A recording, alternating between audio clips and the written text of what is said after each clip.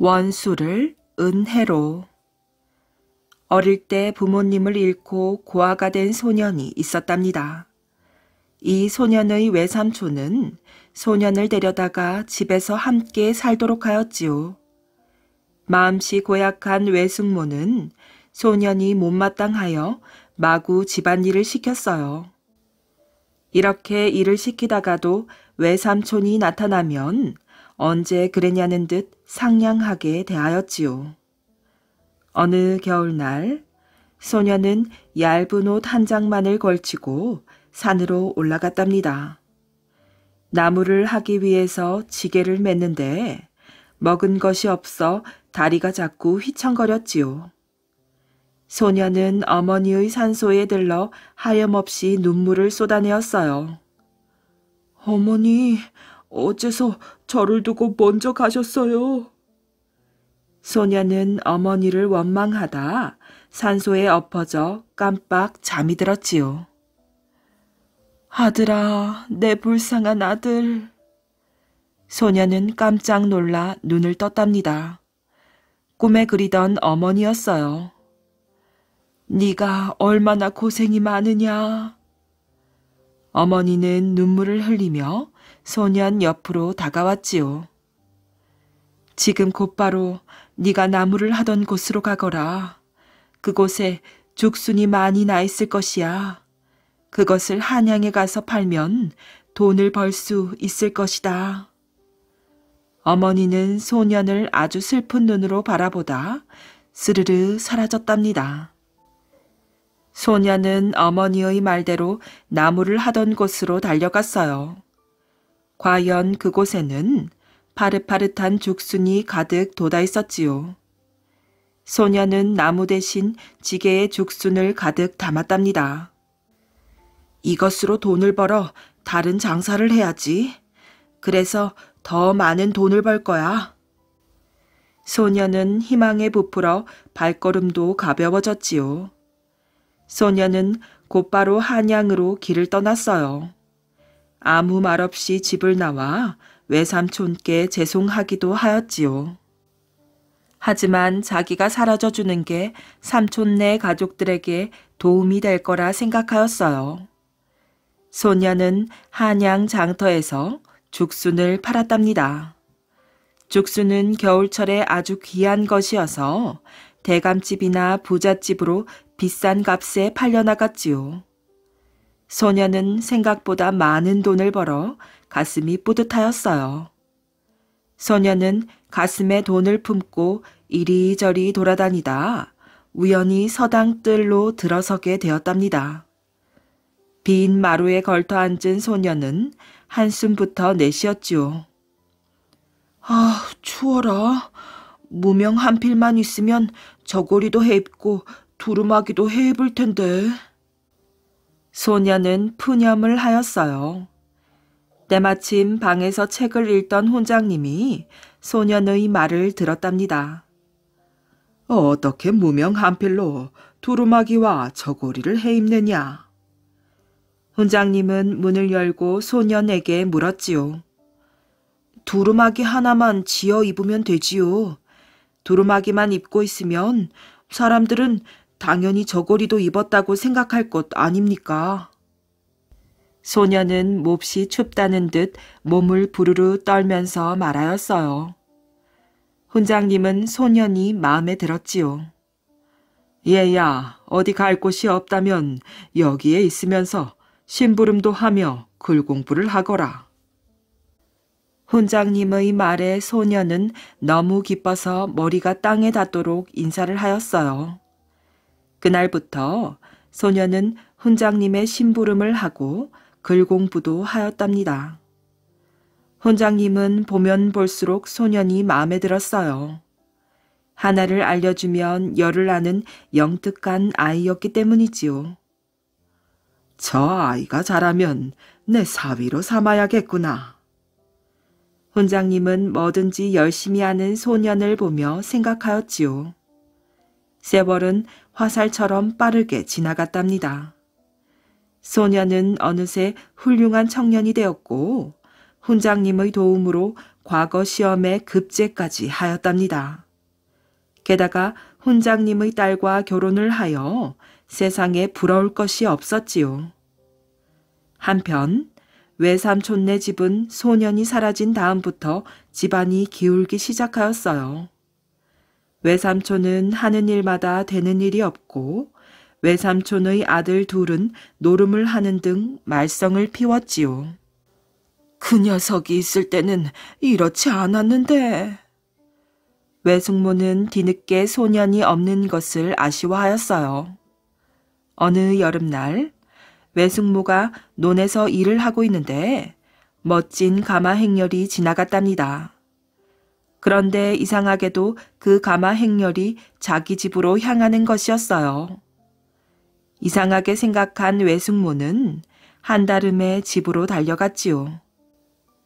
아무도 안 계십니까? 멋진 옷을 차려입은 관원이 마당에서 사람을 불렀어요. 누굴 찾으십니까? 외숙모는 관원에게 물었답니다. 그러자 그 관원이 땅바닥에 넙죽 절을 하였지요. 외숙모님, 그동안 별일 없으셨습니까? 외숙모라니? 아니, 그러면 네가? 예, 제가 10년 전에 집을 나갔던 조카입니다. 소녀는 갑자기 늙어버린 외숙모의 손을 잡았답니다. 외숙모는 이렇게 훌륭하게 자란 조카를 보니 가슴이 마구 뛰었지요.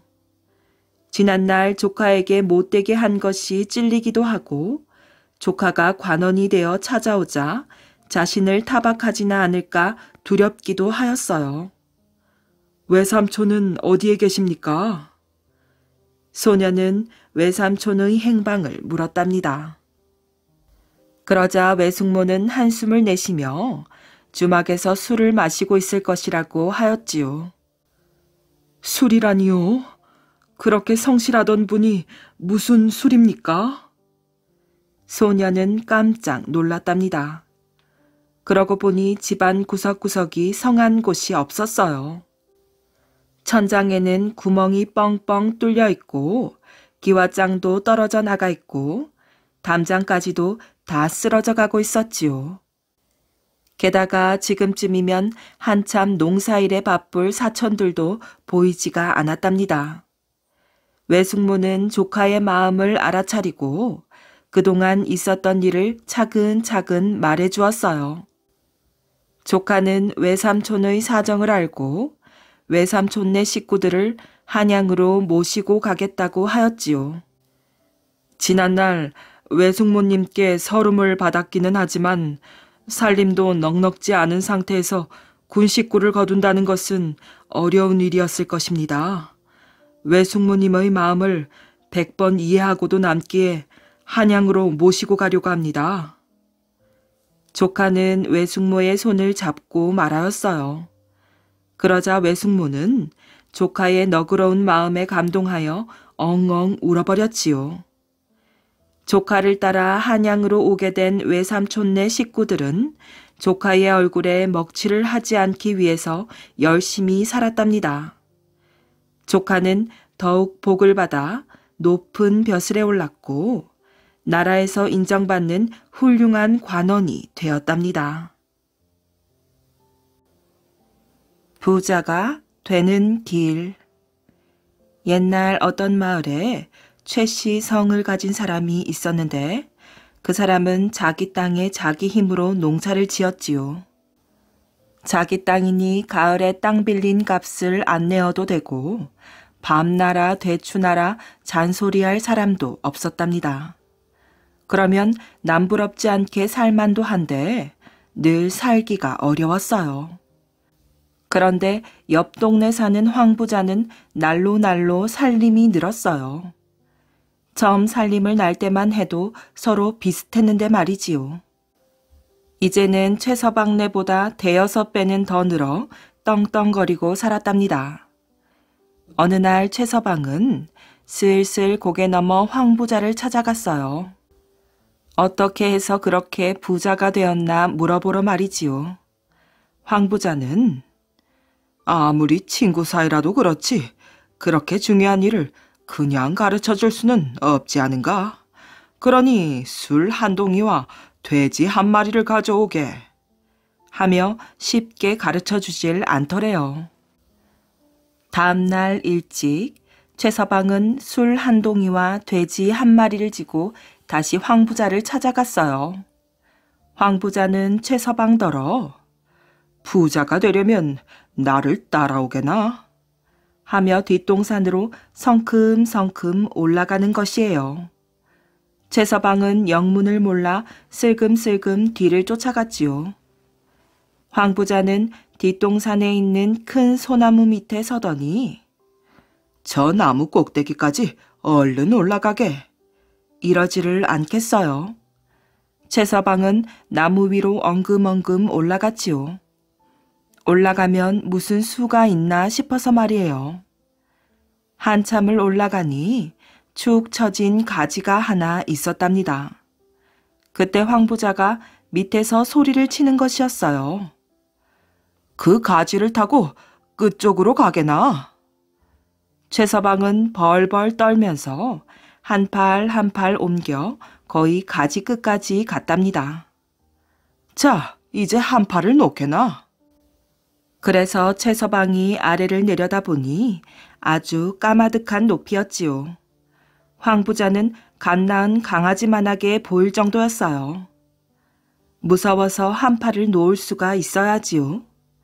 머뭇머뭇하는데 황 부자가 다시 소리를 치는 것이었어요.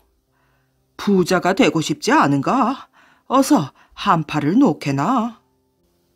최서방은 할 수 없이 한 팔을 놓았답니다. 한 팔로 대롱대롱 매달려 있는데 밑에서 다시 한 팔 마저 놓게 하는 소리가 들려오는 것이었어요. 아니, 나는 못하네. 부자가 안 되면 안 되었지. 날더러 죽으란 말인가? 하고 최서방은 고래고래 소리를 질렀답니다. 그러면 도로 내려오게. 죽을 수야 없지. 가지는 축 늘어졌고 기운은 거의 다 빠졌어요. 잘못하면 까마득한 아래로 떨어질 것 같아 한 발 한 발 조심스럽게 내려왔지요. 옷이 흠뻑 젖은 최서방은 황 부자에게 마구 덤벼들었어요. 부자가 되는 길을 가르쳐 준다더니 이게 부자가 되는 길인가?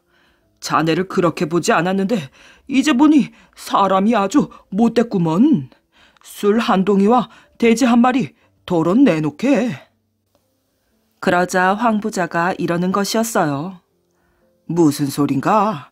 나는 자네에게 부자가 되는 길을 가르쳐 주었네. 하는 것이었지요. 그러면서 어떻든가 나무에 오르기가 그리고 축 처진 가지 타기가 말일세. 돈이란 그만큼 힘을 들여 벌어야 내 돈이 된다네. 그건 그렇다 치고 나더러 잡고 있던 나뭇가지를 놓으라고 하지 않았는가? 놓치면 어떻게 되는 줄 알면서 말일세. 참 사람도 아직도 모르겠는가? 부자가 되려면 버는 일만큼 쓰는 일도 중하다네. 자네 가지 끝에서 한 손으로만 나뭇가지를 붙잡고 있질 않았나? 그때 떨어지지 않으려고 안간힘을 썼던 것처럼 돈이 들어오면 꽉 붙잡아야 하네. 그러나 목숨보다는 못하지. 그러니 목숨을 살리는 일에 돈을 쓸 줄도 알아야 진짜 부자가 될 수 있는 거라네. 자네처럼 슬슬 일하면서 아무데나 돈을 쓰고서야 어찌 부자가 되길 바라겠는가. 최서방은 그날 술 한 동이 돼지 한 마리 값보다 훨씬 큰 깨달음을 얻었답니다. 늑대와 개와 고양이. 어느 마을 어떤 집에 늑수구레한 개 한 마리가 있었답니다. 부지런히 집 지키고 도둑 지키다 보니 세월이 흘러 나이를 먹은 것이었지요. 개는 축 늘어져서 햇빛이 드는 따뜻한 곳으로 이리저리 옮겨다니며 잠만 잤어요. 그러던 어느 날 개는 주인이 옆집 사람과 나누는 끔찍한 말을 듣게 되었지요. 우리 개는 너무 늙어서 이제 아무짝에도 쓸모가 없게 되었어요. 그래서 말인데 어디다 버리면 좋을까요? 아니, 차라리 가죽을 벗겨 박제를 하면 어떨까요? 순간 개는 정신이 퍼뜩 들었답니다. 그래서 서둘러 산으로 달려갔어요. 늑대에게 어떻게 하면 좋을지 물어보고 싶었거든요. 늑대야, 이제 나는 어쩌면 좋으니? 버려지면 어쩌지? 가죽을 벗기면 어떡해? 늙은 개는 땅이 꺼져라 한숨을 푹푹 내쉬었어요. 그런데 늑대는 대수롭지 않다는 듯 껄껄 웃는 것이에요. 왜 웃니? 내 처지가 한심해서 웃는 것이야? 개가 화난 목소리로 물었지요. 아니, 큰일도 아닌데 걱정하는 네가 우스워서. 개는 눈이 휘둥그레졌어요. 큰일이 아니라고? 그럼 무슨 좋은 방법이 있는 것이야? 그러자 늑대가 의기양양하게 대답하였어요. 물론, 넌 내가 시키는 대로만 하면 돼. 늑대는 지도까지 그려가며 찬찬히 작전을 설명하였어요. 내일 너의 주인이 아기를 데리고 밭에 나오면 때를 봐서 내가 아기를 훔쳐서 달아나는 거야. 그러면 그때를 기다렸다가 네가 짖으며 날 따라오는 거지. 이쯤에서 내가 아기를 내려놓을게. 네가 무서워서 도망가는 척하면서 말이야. 그러면 아마 넌 죽을 때까지 귀한 대접을 받으며 살게 될 거야. 늑대의 작전을 다 듣고 난 개는 너무나 감격하였어요. 그래서 늑대를 꼭 끌어안으며 고맙다고 거듭거듭 인사를 하였지요. 다음 날 늑대와 개가 예상했던 대로 주인이 아기를 데리고 밭으로 나갔어요. 개도 따라 나섰지요. 주인은 아기 바구니를 나무 그늘에 놓아둔 채 김을 매기 시작하였어요. 해가 머리 꼭대기에 왔을 때쯤 늑대가 슬금슬금 다가가 아기 바구니를 물고 달아나기 시작하였어요. 개는 계획한 대로 큰 소리로 짖으며 쫓아갔지요. 어머나, 이를 어째? 우리 아기, 사람 살려주세요. 주인이 소리를 지르며 개의 뒤를 따랐어요. 얼마 안 가 늑대는 약속한 장소에 아기를 내려놓고 산으로 도망쳐 버렸답니다. 계획대로 착착 진행한 것이지요. 고맙다. 정말 고마워. 이런 너를 버리려고 했다니 정말 미안하구나. 주인은 늙은 개에게 몇 번이고 인사를 하였어요. 다음 날부터 대우가 싹 달라진 건 물론이지요.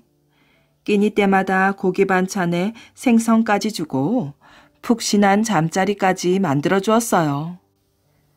매일 늘어져 낮잠만 자도 구박하지 않았지요. 개는 고마움의 표시로 주인이 주는 고기며 생선을 꼭 반으로 나누어 늑대에게 주었답니다. 그런데 날이 갈수록 늑대의 요구가 늘어나는 것이에요.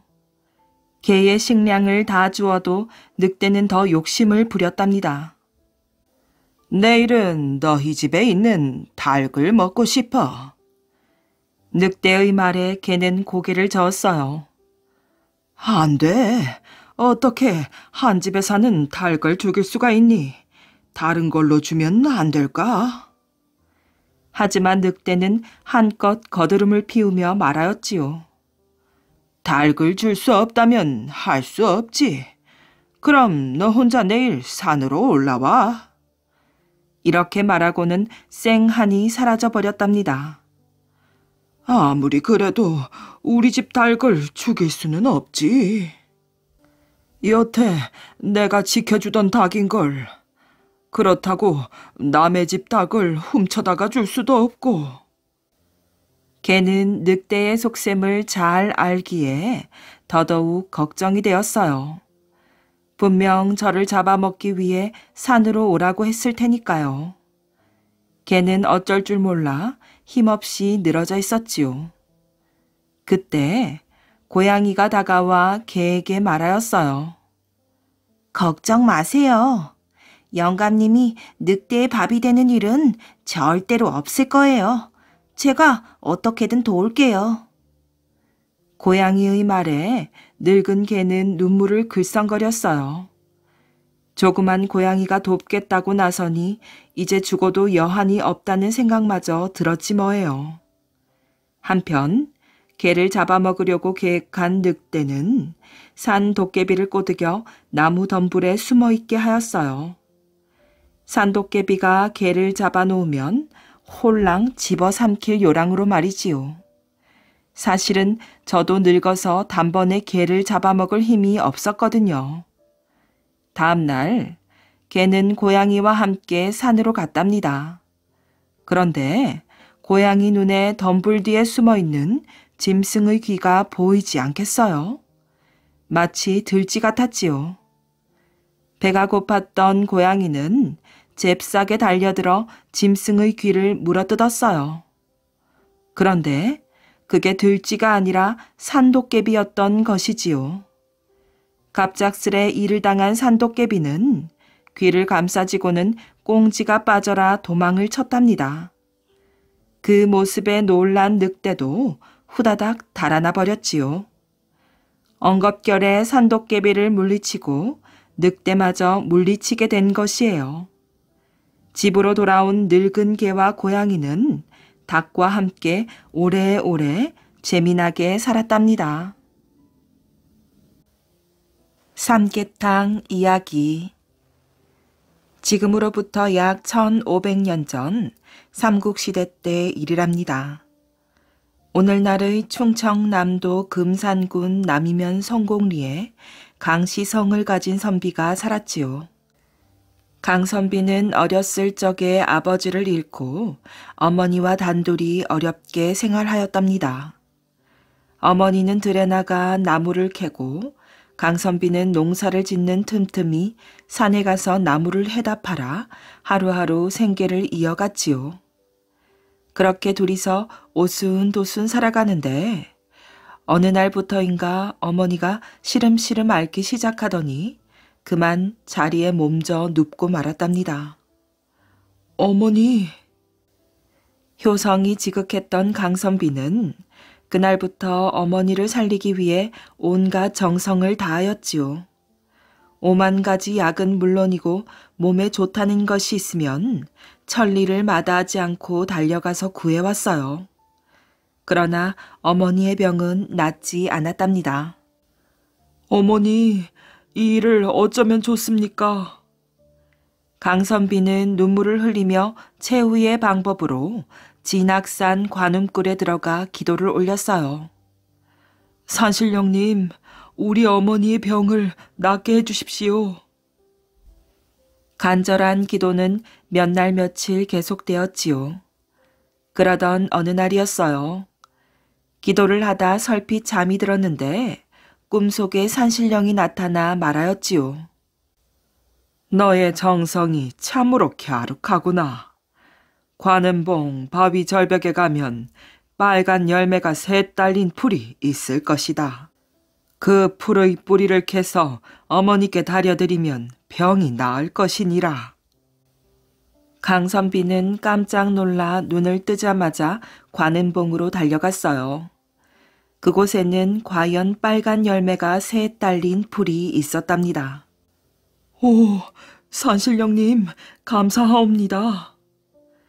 강선비는 두 손을 모아 산신령님께 감사의 기도를 올린 다음 잔뿌리 하나까지도 다치지 않게 조심해서 캐었지요. 그 뿌리를 소중히 품에 안고 집으로 돌아와 잘 다려서 어머니께 드렸어요. 어머니, 이것 좀 드셔보세요. 눈을 감고 있던 어머니는 강선비의 부축을 받고 겨우 일어나 약을 먹었어요. 그런데 놀랄 만한 일이 일어났어요. 어머니 얼굴에 금세 화색이 감돌더니 훌훌 자리를 털고 일어난 것이지요. 아이고, 개운하구나. 어머니는 깊은 잠을 달게 자고 일어난 것처럼 기분이 좋아 보였어요. 강선비는 더할 나위 없이 기뻤답니다. 어머니, 오래오래 건강하게 사셔야 합니다. 어머니는 흡족한 미소를 지으며 고개를 끄덕였어요. 그래, 그래야지. 네가 나를 살렸구나. 어머니의 병이 씻은 듯이 나은 것을 본 마을 사람들은 너도 나도 강선비의 효성을 칭찬하였어요. 대단한 효자야. 하늘도 강선비의 마음을 알고 산삼을 내린 게지. 소문을 듣고 산삼을 찾아 관음봉에 오른 사람들도 있었답니다. 하지만 관음봉 절벽을 다 뒤져도 산삼은 보이지가 않았지요. 허허, 참으로 이상한 일이로다. 허탕을 치고 돌아와서는 강선비를 헐뜯는 사람들도 있었답니다. 하늘이 내린 효자인 줄 알았더니 순 거짓말쟁이로군. 거짓말이 아니라면 그 증거를 가져와 보지 그래. 하지만 반대로 강선비를 다시 보는 사람들도 있었지요. 하늘이 감동한 게야. 산삼은 아무나 볼 수가 없지. 그렇지. 강선비 같은 효자만이 볼 수가 있는 것이야. 이러쿵 저러쿵 말들이 오가는 가운데 강선비가 다시 관음봉에 올랐어요. 관음봉 절벽에는 여전히 빨간 열매가 셋 달린 산삼이 있었답니다. 이렇게 그대로인데 왜 다들 없다고 했을까?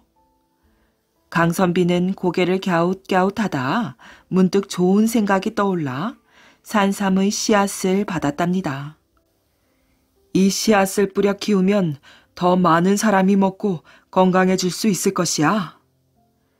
뿌듯한 마음으로 산을 내려와 받아온 산삼 씨앗을 밭에 뿌렸어요. 얼마 뒤 씨앗에서 싹이 트고 이파리가 돋아났지요. 강선비는 그걸 정성스레 가꾸었어요. 그렇게 몇 년이 지나자 뿌리가 점점 굵어졌지요. 강선비는 아픈 사람이 있으면 그 뿌리를 캐다 주어 병을 낫게 해주었어요. 참으로 용하구나. 병이 나은 사람들은 좋아서 어쩔 줄을 몰랐지요. 그러고는 하나같이 강선비가 가꾼 그 신기한 뿌리를 보고 말하였어요. 어쩌면 이렇게 생겼을까? 꼭 어린아이 같잖아. 맞아. 사람 모습과 똑같아. 그때부터 사람들은 이 뿌리를 사람 모습과 닮았다 하여 사람 인자를 써서 인삼이라고 부르게 되었답니다. 이렇게 강선비의 효심에서 금산 인삼의 역사가 시작되었지요. 금산은 일교차가 크고 배수가 잘 되어 인삼이 아주 잘 자랐어요. 인삼을 재배하기 좋은 자연 환경과 기후 조건을 갖추고 있었던 것이지요. 마을 사람들은 강선비를 따라 하나둘 인삼 재배를 시작하였어요. 인삼은 점점 더 넓은 지역으로 퍼져나갔지요. 그렇게 많은 사람이 재배를 하다 보니 약으로만 쓰기에는 인삼이 남아돌 정도였어요. 어느 해 1년 중 가장 덥다는 삼복더위가 찾아왔지요. 강선비는 더위에 지친 어머니를 위해 봄부터 잘 기른 암탉 한 마리를 잡았답니다. 맛있게 드시고 여름을 잘 나셔야 할 텐데. 해마다 삼복에는 닭을 잡아 구워드렸지만 한 해 한 해 나이가 들어갈수록 어머니는 더위를 못 견뎌 하셨지요. 이제 연세가 있으니 닭만으로는 부족한데 좋은 방법이 없을까? 한참을 고민하던 강선비 머릿속에 인삼이 떠올랐어요. 인삼을 드시면 기력을 되찾으실 수 있을 것 같았지요. 하지만 어머니는 인삼을 달게 잡수지 않았어요. 맛이 좀 쓰구나. 몸에 좋다니 먹기는 한다만. 이맛살을 찌푸리며 억지로 드셨지요. 강선비는 그게 마음이 아팠어요. 몸에 좋은 인삼을 좀 더 맛있게 먹을 방법은 없을까? 그때 잡아둔 닭이 눈에 들어왔지요. 옳거니 닭을 삶을 때 인삼을 넣어볼까? 그 생각이 들자마자 강선비는 주저없이 인삼밭으로 달려갔어요. 닭을 좋아하시니 틀림없이 맛있게 드실 것이야. 그렇고 말고. 밭에는 인삼이 무럭무럭 자라고 있었어요. 강선비는 그 중에서도 뿌리가 굵고 잘 자란 인삼을 골라 캤지요. 어머니, 이건 약이 아니라 요리입니다. 마치 어머니가 듣고 계시기라도 한 것처럼 조곤조곤 말을 하며 인삼을 깨끗이 손질하였어요. 그러고는 가마솥에 물을 많이 붓고 암탉과 함께 푹 고았지요. 김이 오르고 가마솥 뚜껑이 들썩이면서 구수한 냄새가 흘러나왔어요. 하지만 강선비는 마음이 놓이지 않았답니다. 닭과 인삼이 어우러져 새로운 맛이 나야 할 텐데. 강선비가 조심스럽게 내놓은 음식의 국물 맛을 본 어머니가 말씀하셨어요. 달게 향긋한 인삼 맛이 더해지니 참으로 기이한 맛이로다. 내 생전 이렇게 맛있는 음식은 처음이야. 마침내 강선비 얼굴이 환해졌어요. 어머니, 맛있게 드시고 건강하셔요. 어머니는 강선비 말처럼 맛있게 먹고 무더운 여름을 거뜬하게 이겨내셨어요. 이렇게 몸에 좋고 맛이 좋은 음식은 널리 널리 퍼지기 마련이지요. 닭에 인삼을 넣어 끓인 이 음식은 인삼을 재배하는 금산뿐 아니라 전국적으로 퍼져나갔어요. 그 후 사람들은 여름에 보양식으로 먹는 이 특별한 음식을 닭 게자와 인삼의 삼자를 따서 게삼탕이라고 불렀지요. 그 후로 오랜 세월이 흐르면서 귀하던 닭이 흔해졌어요. 흔한 닭보다 약이 되는 인삼이 더 강조되면서 게삼탕은 닭과 인삼의 순서를 바꿔 삼계탕이 되었답니다. 공민왕과 신돈. 이야기 하나. 원나라 편에 서서 호화로운 생활을 누리던 고려의 곤문세족들은 어두운 낯빛으로 수군거렸어요. 원나라에서 일어난 반란은 가라앉지 않고 홍건적이 새로운 나라를 세우려 한다더군요. 원나라가 망한다는 얘기잖소. 그럼 우리는 이제 어쩌지요? 원나라가 내려막길을 걷던 이쯤 공민왕이 고려의 왕이 되었어요. 공민왕은 힘없이 원나라에 끌려다니는 왕이 아니었지요. 지금이야말로 고려에서 원나라를 밀어낼 기회라고 생각하였어요. 그 뜻으로 공민왕은 왕이 된 직후 변발을 풀고 사람들 앞에 나타났어요. 변발은 원나라의 풍속이다. 앞으로 고려에서 원나라의 풍속을 따르는 것을 금한다. 기황후만 믿고 고려의 정치를 쥐락펴락하던 기씨 집안은 공민왕이 영 못마땅하였지요. 기황후의 오빠인 기철은 공민왕을 없앨 계획을 세웠답니다. 하지만 공민왕이 한 발 빨랐어요. 그는 폭군처럼 행동하는 기철에게 반대하는 자들과 힘을 모아 기씨 집안 사람들을 내쫓았지요. 기황후는 이 소식을 듣고 펄쩍 뛰었답니다. 뭐라고? 감히 고려의 왕따위가 내 가족을 건드리다니. 그러나 원나라의 시대는 이미 저물고 있었고 기황후의 권세도 예전 같지 않았답니다. 기황후 역시 반란 세력에게 쫓기는 신세였거든요. 공민왕은 머뭇거리지 않고 다음 계획을 진행하였어요. 쌍성 총간부는 원나라가 고려의 북쪽 땅을 다스리려고 설치한 관청이다. 쌍성 총간부를 몰아내고 우리 땅을 되찾겠다.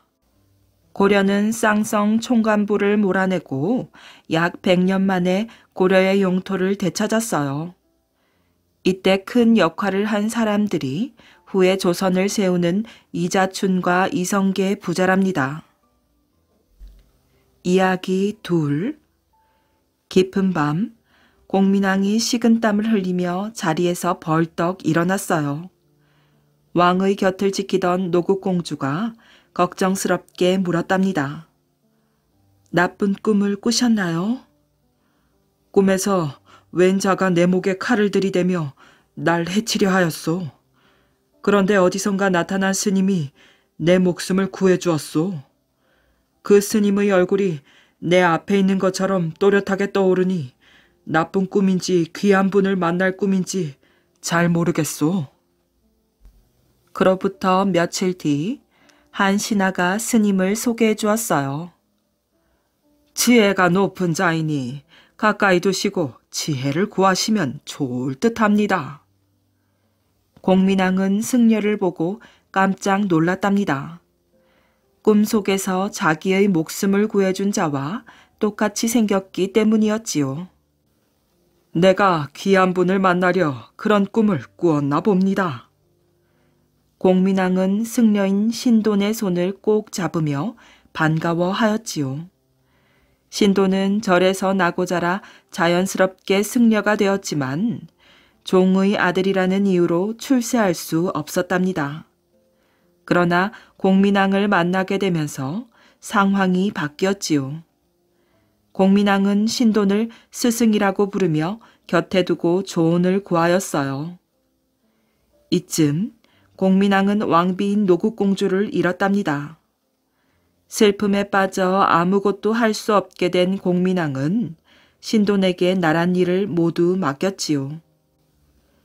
저는 신분이 미천하나 그 덕에 백성들의 곁에서 그들의 이야기에 늘 귀를 기울일 수 있었습니다.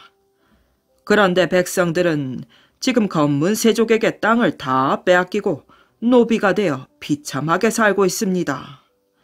이들에게 땅을 돌려주고 억울하게 노비가 된 자들을 해방시켜주는 것이 좋을 듯합니다. 공민왕은 신돈의 말이라면 무엇이든 들어주었어요. 신돈의 파격적인 정책이 실현되면서 땅과 노비를 한꺼번에 잃게 된 검문 세족들이 신돈을 맹렬하게 비난하였어요. 전하, 근본도 없는 요망한 중놈의 말을 믿으시면 아니 되옵니다. 반면 백성들은 신돈의 정책을 두 팔 벌려 환영하였지요. 이제야 우리에게 좀 살맛나는 세상이 오려나 보. 이게 다 성인이신 신돈 어르신 덕분이요. 시간이 갈수록 신돈의 세력은 점점 커졌고 백성들은 왕보다 그를 더 우러러 보았어요. 신돈은 점차 거만해졌고 왕 노릇을 하면서 마음대로 정치를 주물렀답니다. 이쯤 되자 공민왕은 신돈의 힘이 커지는 것이 두려웠어요. 한편 귀족들은 끝없이 신돈을 헐뜯고 죄를 뒤집어 씌웠답니다. 결국 공민왕은 한때 스승으로 삼았던 신돈을 처형하고 말았답니다. 출세 방법도 가지가지. 때는 조선시대에 묵과의 급제를 하고도 직책을 받지 못해 한량으로 지내는 사람들이 많았답니다. 호가 500인 이주국도 그런 무리 중의 하나였지요. 그는 기골이 장대하고 특히 활쏘기에 능했답니다. 그는 늘 산에 올라 사냥으로 소일을 하고 있었지요. 그러던 어느 날 삼청동 뒷산에 올랐다가 그의 기척에 놀라 푸드득 날아오르는 장기를 향해 화살을 날렸답니다. 장기가 힘없는 날갯짓으로 떨어진 곳은 고래등같이 큰 기와집 아니었지요. 단숨에 산에서 뛰어내려 눈여겨봐뒀던 그 집 대문을 두드렸어요. 하인이 나오자 다짜고짜 호통을 쳤답니다. 내 꿩을 내놓아라. 하인은 주인의 세력을 믿는지 무슨 꿩이냐고 시치미를 떼었지요. 이 녀석이 매 맛을 봐야 정신을 차리겠군. 쇠내는 뭐? 이주국이 그 억센 손으로 하인의 멱살을 틀어지며 고함쳤답니다. 내놓으라면 내놓을 것이지 웬 잔말이냐? 대문 앞에서 큰 소리가 나자 청지기가 달려나와 말하였어요.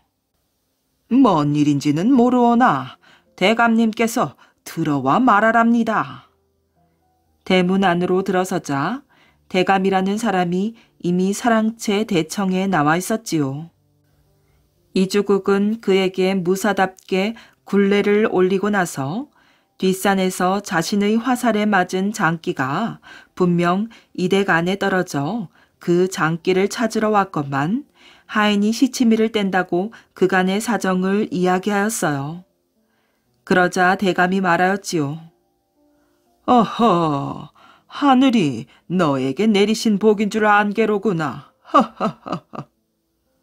하인은 아직도 내주기가 아까운지 대답을 머뭇거렸어요. 대감이 하인을 나무랐지요. 남이 애써 사냥한 꿩을 무슨 연유로 내드리지 않은 것이냐. 네 잘못은 내 얼굴에 먹칠된다는 것을 왜 모르느냐. 죄송하옵니다. 쇳내 생각이 짧았습니다. 당장 내드리겠습니다. 하인은 급히가 장기를 들고 나왔어요. 꿩은 목을 막기는 했으나 아직 살아서 꿈틀거리고 있었지요.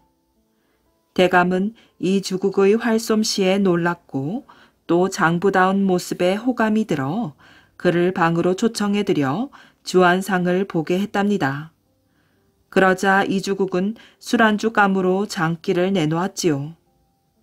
얼마 후 주안상을 사이에 두고 통성명부터 시작해 이런저런 얘기들을 나누다 보니 주인인 대감은 세자의 장인 세도가 홍봉안이었어요. 그는 마주 앉은 이 주복이 꿩사냥이나 다니는 한가한 사람이 아니라 무과에 급제하고도 직책을 얻지 못해 한량으로 지낸다는 것을 알게 되었지요. 주안상을 물리게 됐을 때 홍대감이 지필묵을 준비하라고 이르고 그것들이 다 마련이 되자 서찰을 작성했답니다. 그것을 아우인 이조 판서 홍인안에게 급히 전하라고 분부하였지요. 주안상을 물리고 나서 차를 마시고 있는데 서찰을 전하러 갔던 하인이 답서를 가지고 돌아왔답니다. 홍대감이 그 답서 내용을 이 주국에게 밝혔어요. 내용인즉 이번에는 보직을 줄 수가 없으니 다음을 기약하라는 것이었지요. 그 말을 듣자 이 주국이 즉시 말하였어요. 꿩값을 내셔야 하겠습니다. 제 꿩은 살아있는 꿩이었기 때문에 값을 몇 배로 쳐주셔야만 합니다. 홍대감은 기분이 크게 상해 이 주국에게 돈을 던져주었어요. 꿩값을 몇 배나 올려받아간 이 주국이 괘씸하였고 또 아우인 이조 판서가 형을 이렇듯 난처하게 만들다니 싶어 화도 났답니다.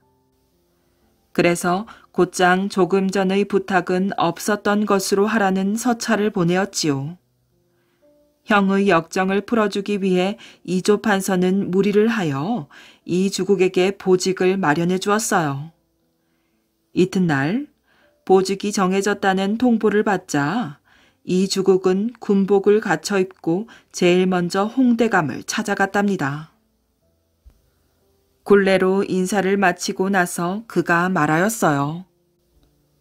꿩값으로 저에 대한 노여움이 이조 판서께 전해지고 이조 판서께서는 대감님의 노여움을 풀어드리기 위해 제게 서둘러 보직을 주셨습니다.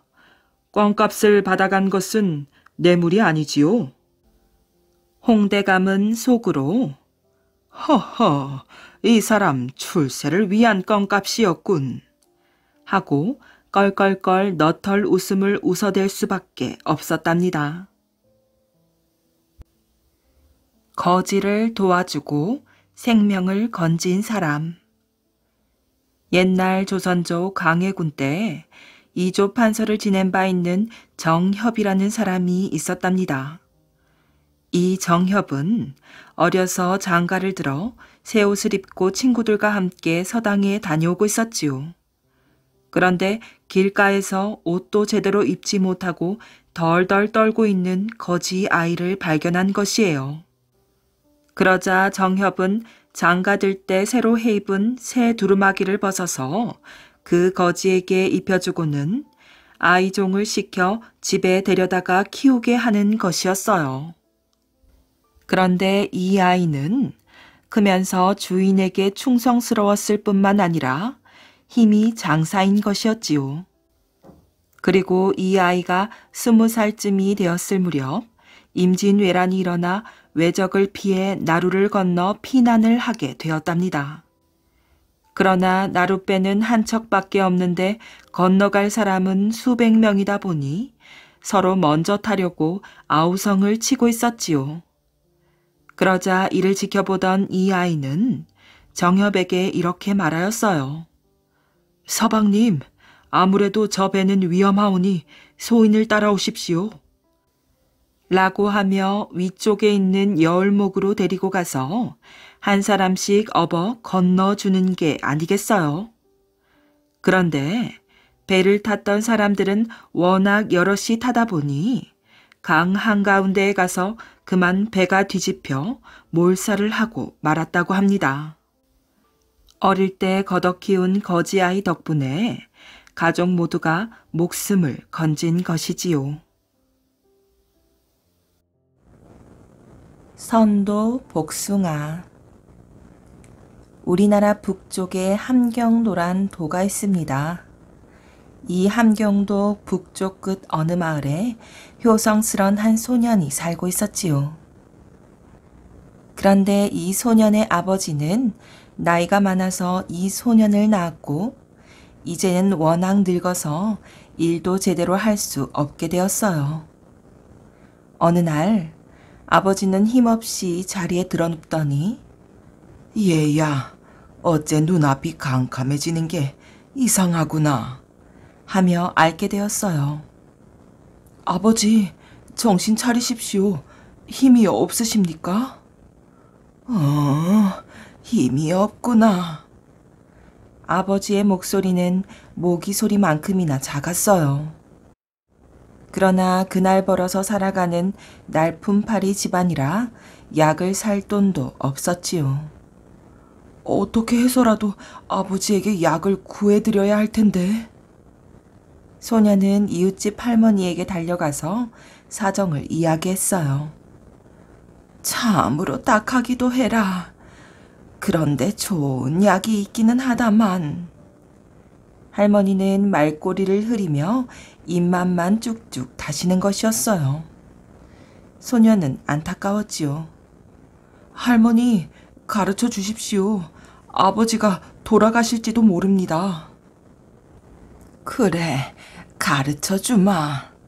하늘나라에는 선녀들이 살고 있는데 이 선녀들이 가지고 있는 손도 복숭아가 아주 좋은 약이란다.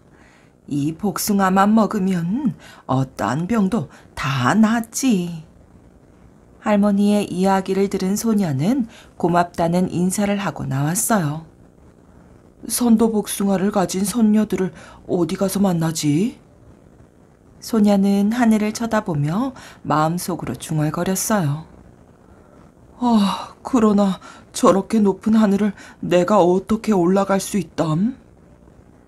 그러나 소년의 마음속에는 오직 선도 복숭아를 구해야 한다는 마음만으로 가득했답니다. 아버지의 병환은 날로 더 심해갔어요. 우선 손쉽게 구할 수 있는 약부터 구해서 드렸지만 별 효염이 없었지요. 소녀는 이제 지칠 대로 지쳤어요. 그러나 선도 복숭아를 구해야겠다는 생각만은 버리지 않고 있었지요. 하루는 잉어라도 잡아서 아버지의 몸을 돌봐드려야겠다고 생각하고 낚싯대를 들고 강으로 나갔습니다. 낚싯줄을 두리우고 잉어가 물기만을 기다리고 있었지요. 강물은 하늘처럼 맑고 아름다웠어요. 그리고 앞산이 강물에 비치어 한결 더 아름다운 경치를 이루고 있었지요. 그러나 소녀는 이러한 경치에 마음을 팔고 있을 여유가 없었어요. 빨리 큰 잉어가 물려야지 하는 생각뿐이었답니다.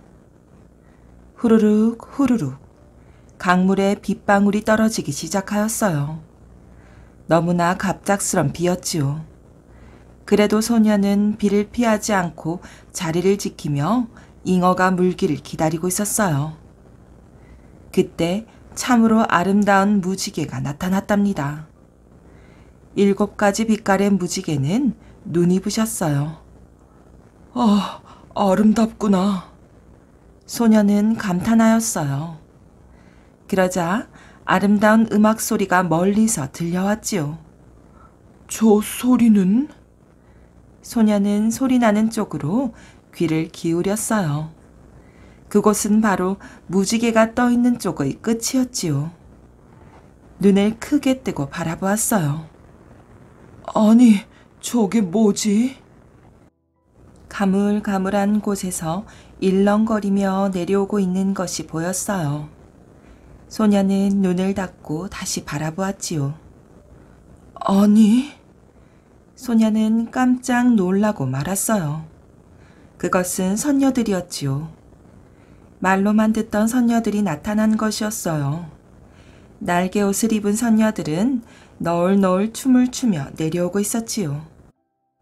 선녀들은 마침내 강 기슭에 내렸어요. 그리고 입고 있던 날개 옷을 훌훌 벗어 던지더니 첨벙하고 물속으로 뛰어들었지요. 소녀는 그저 멍하니 이 광경을 바라보고 있을 뿐이었어요. 선녀들은 누가 보고 있다는 것도 모르고 목욕을 즐기고 있었지요. 소녀는 문득 생각나는 것이 있었어요. 그것은 할머니의 말이었지요. 선녀들이 가지고 있다는 선도 복숭아였어요. 선도 복숭아. 소녀는 입 안으로 속삭였지요. 저 선녀들은 틀림없이 선도 복숭아를 가지고 있을 거야. 어떻게 해서라도 선도 복숭아를 얻어야지 하고 생각했어요. 갑자기 바람이 불었지요. 선녀들이 벗어놓은 날개옷 하나가 바람을 타고 날아왔어요. 날개옷은 강물 위로 떨어졌지요. 소녀는 당황하였어요. 자기도 모르게 물속으로 뛰어들었지요. 헤엄을 치고 가서 선녀의 날개옷을 건졌답니다.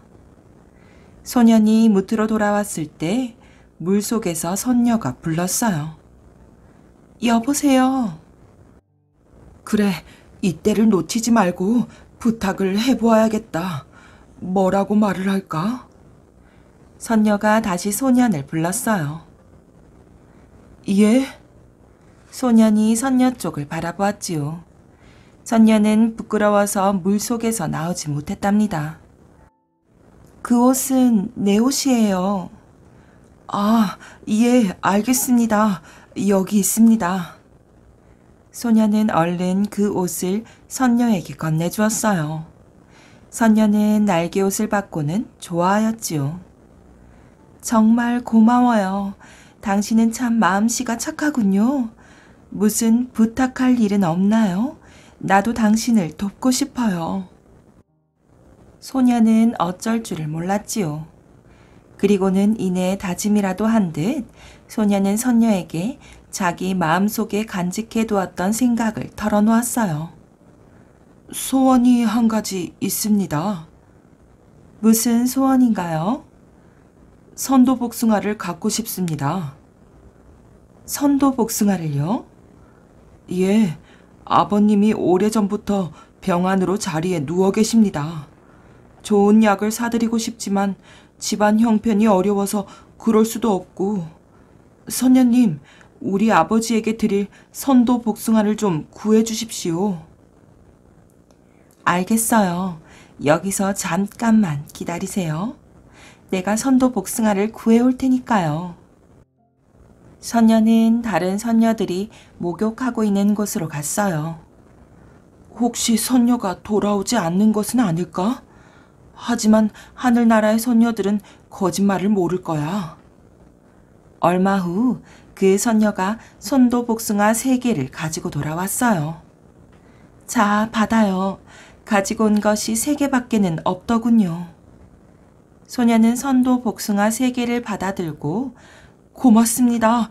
정말 고맙습니다. 하고 감격하였어요. 그럼 안녕히. 선녀는 인사를 하고는 다른 선녀들이 있는 곳으로 갔어요. 잠시 후 선녀들은 다시 날개옷을 입고 무지개를 타고는 하늘나라로 올라가 버렸지요. 아까 선도 복숭아 3개를 준 선녀는 언제까지나 손을 흔들었어요.